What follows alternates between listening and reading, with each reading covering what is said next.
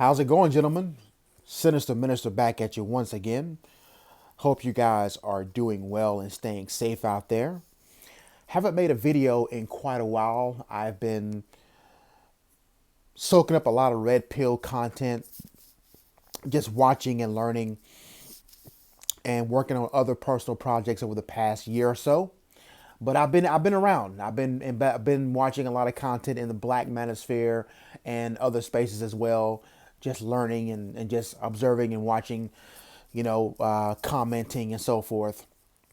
But I wanted to take a minute to touch on this whole coronavirus thing and talk about what's going on with that real quick. And I hope you guys are being safe out there. I'm not going to get into any conspiracy theories about the coronavirus, but just make sure you guys are taking the necessary precautions to stay safe out there, and to, look out for each other. Man, this toilet paper thing has gotten kind of out of hand, in my opinion. I mean, people are stockpiling this stuff like crazy, and I hope this thing really teaches us a lesson because, you know, people should be stocked up on this stuff anyway. There's no reason, and I'm talking to myself too now. There's no reason for anyone to be stocked up with just the bare basic necessities like toilet paper and paper towels. How many times have we walked by shelves and shelves of hand sanitizer, shelves and shelves of toilet paper, and either got just a little bit that we needed or just completely bypassed it altogether, especially when it comes to things like hand sanitizer, right? And now you can't find this stuff anywhere. The guy, I'm not sure if you heard about this guy. There's a guy who bought like 17,000 bottles of hand sanitizer. And his plan was he was going to take it and sell it on eBay and Amazon, but he got banned from both sites.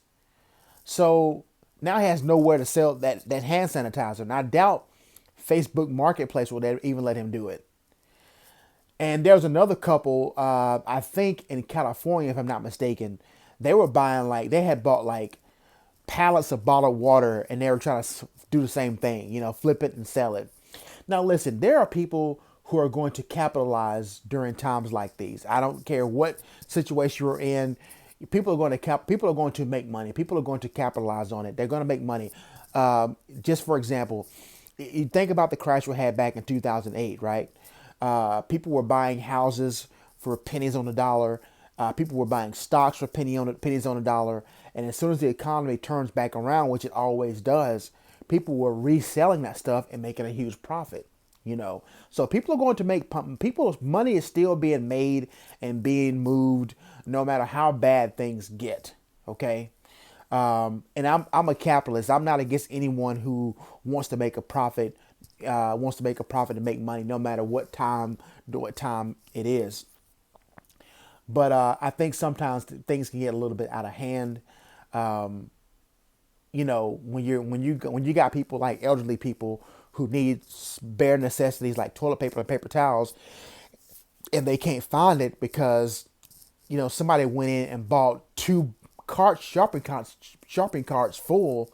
I mean, you got to really have to look at that. And situations like this can bring out the best in people and also the worst in people. I was out in the middle of nowhere in Alabama this past weekend, out in the middle of nowhere. And I'm on the highway, and I happen to look, and I happen to catch a glimpse of a Dollar General off on this side street off the highway. And I almost missed it. So I stepped inside to see what they had, because I already been to 3 or 4, and they didn't have no toilet paper, no hand sanitizer, and the paper towels were damn near gone too. All of them were like that. And then forget about Walmart. My ex-girlfriend called me from Atlanta. She said that she couldn't find food anywhere in Atlanta at any grocery store the other night. But anyway, I walked to this Dollar General out in the middle of nowhere in Alabama, and surprisingly, they had toilet paper. Now, their shelves were damn near empty, but they had I would say about 5 packs of toilet paper left. And I truly think that was the only toilet paper the last toilet paper in the known universe at that point to me. But it was about 5 packs left. So I didn't want to be that douchebag that went in and bought it all up and then didn't leave none for somebody else.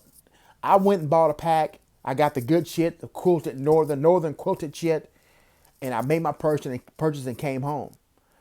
And I thought to myself, that's probably somebody else out there right now who's searching high and low, who's searching like Moby Dick for some damn toilet paper.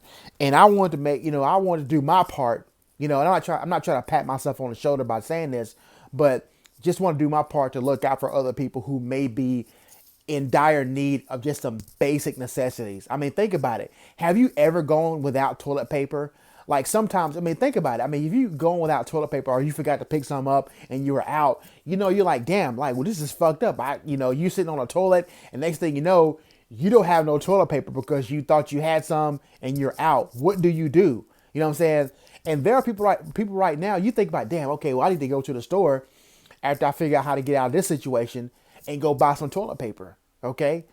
But people right now can't even do that because there is none, So anyway, guys, hopefully this thing will pass through and it will with as little damage to our economy as possible. But I think we all should learn a lesson from this about make sure we have what we need, even when times are good. But you can see the best and the worst of people. And I'm seeing a lot of the worst of people right now who are people who are buying up all the damn toilet paper and not leaving one for anybody else. I mean, even if you're a family, do you need mountains of toilet paper? Do you need that much? I'm a single guy with no kids. I live by myself. I don't need that much toilet paper. But anyway, guys. Oh, and as a side note, another interesting thing I want to cover real quick. I was talking to a girl for the past couple of weeks, and she decided she wanted to break things off because she wanted to, quote unquote, get her life together. And I've been through that before, and I kind of know what that means when they say that. But she broke it off with me literally like 2 days before this whole situation happened. She's a 40-year-old woman. She has 2 children that are grown, or one's grown and one's damn near grown. And she has no savings, no 401k, and her job just recently bounced her paycheck. And I'm going to leave that right there. All right, guys, have a great day. Be safe out there, guys. Stay strong and stay vigilant, and we'll talk to you soon. The Sinister Minister is out.